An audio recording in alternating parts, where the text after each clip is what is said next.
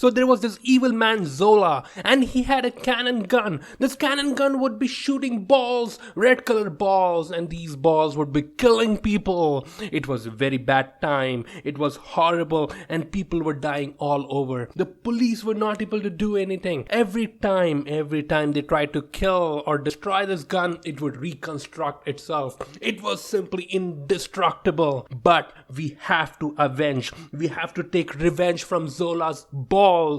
I had to say that. But we have to take this revenge. We have to do it. Let's not get excited. Let's first defend ourselves.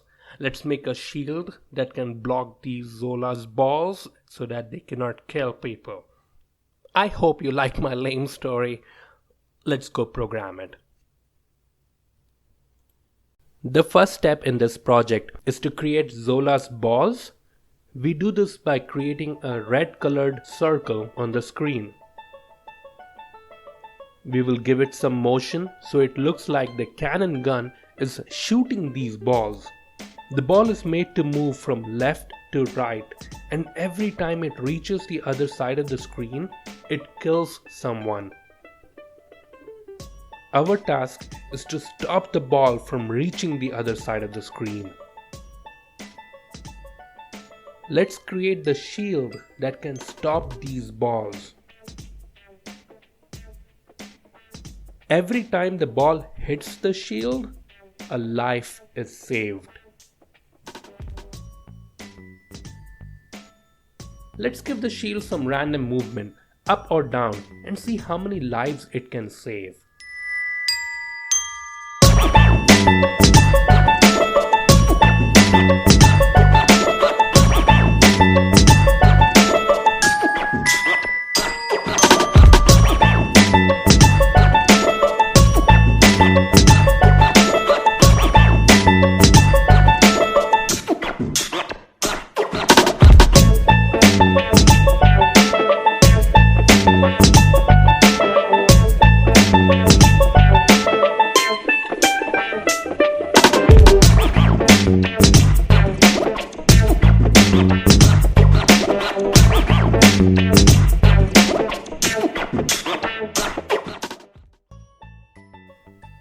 Now, let's bring the Q-Learning AI.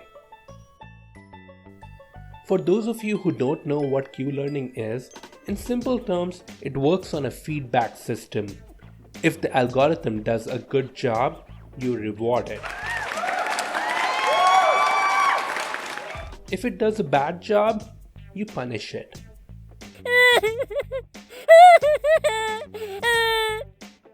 In our case, we'll punish the system for every time the ball is allowed to pass, and we will reward the system for every time it blocks the ball from passing through.